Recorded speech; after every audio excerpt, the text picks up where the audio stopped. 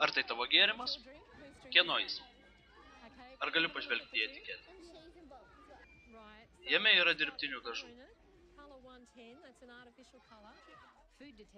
Maisto detektyvė ir mitybos sudarytoja Sue Dengate mano galinti rasti daugybę vaikų problemų sprendimus čia, jų priešpiečių dėžutės. Reikėtų būti mokslininku, norint iššifruoti informaciją, tačiau šie vaikai vaikščiojantys mėgintuvėliai.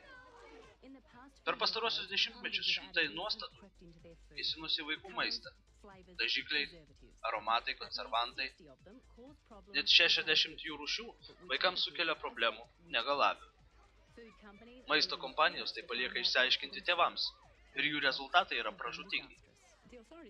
Valdžia visai nesirūpina reikalais, kai tai liečia vaikų apsaugojimą. Per sekančias 2 savaitės šie vaikai iš pradinės mokyklos vengs dirbtinių priedų savo maiste.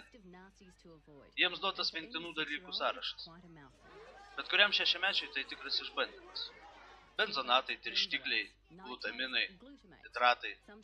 Kartais jie parašyti raidėmis, kartais išreikšti skaičiais. Visada smulkiai surašyti ir sunkiai atrandami.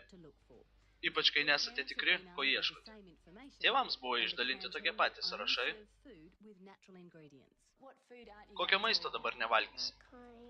Dažiklių, konservantų ir aromatų. Maisto netoleravimo pasekmes galima apibendrinti. Vaikas, kuris negali susikoncentruoti, kuris neturi draugų. Jie gana ramus klasėje. Man jie atrodo gan triukšmingi nuo tada, kai pavalgė priešpiečius. Štai to ir galima buvo tikėtis. Tačiau atvykę sekantį kartą jūs pamatysite.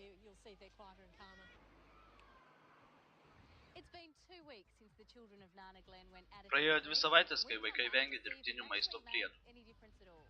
Mes sugrįžome pažiūrėti, ar įvyko kokių nors pokyčių. Pirma stotelė – direktoriaus kabinetas.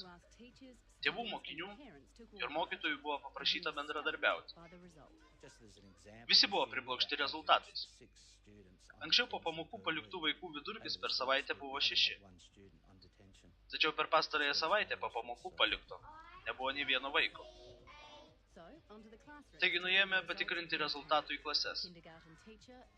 Mokytoja Jenny Weisman. Jie geriau klauso nurodymų. Ir jie nebėra tokie impulsyvūs. Didžiausias pasikeitimas yra tas, kad jie prieš ką nors darydami pradėjo galvoti. Tėvai taip pat negalėjo patikėti, kad maistas gali taip nulemti jų vaikų elgesį. Helen išsiaiškino, kad jos sūnus netoleruodavo jogurto bei vanilinių ledų. Išmetusi tai iš jo mitybos raciono, pakeitė jo gyvenimą. Jo elgesys pasikeitė. Galvos trankimai liovėsi. Tai pakeitė mūsų gyvenimą iš esmės, kadangi dabar nebereikia leisti nuolatos laisvo laiko su vaiku, kuris be ko paprašytas visada sako ne. Dabar aš turiu vaiką, su kuriuo man gera.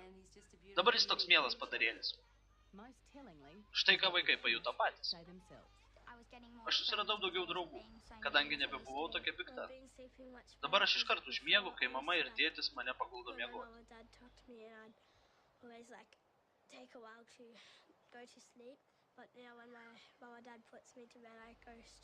Anksčiau žmonės mane palikdavo, kadangi aš greit susinervinu.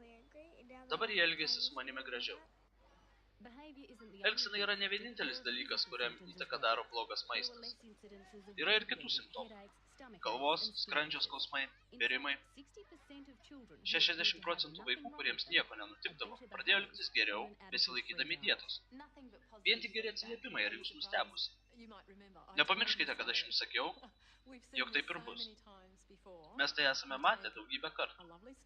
Paimame mokyklėlę su žavingais vaikučiais ir po 2 savaičių visi tik ir kalba apie milžiniškus pokyčius. Neseniai Jungtinėje karalystėje atliktas tyrimas parodė, kad egzistuoja tiesioginis ryšys tarp dirbtinio maisto priedų ir hiperaktyvumo. Maisto priežiūros tarnybos šioje šalyje jau ėmėsi kenksmingų dažiklių šalinimo iš maisto produktų. Kiek dar ilgai australams reikės laukti panašių veiksmų? Aš norėčiau, kad tokios programos vyktų visose mokyklose. Bet dar labiau norėčiau, kad visi kenksmingi maisto produktai būtų nebededami į maistą. Nes šiuo metu tėvams yra tikrai sunku.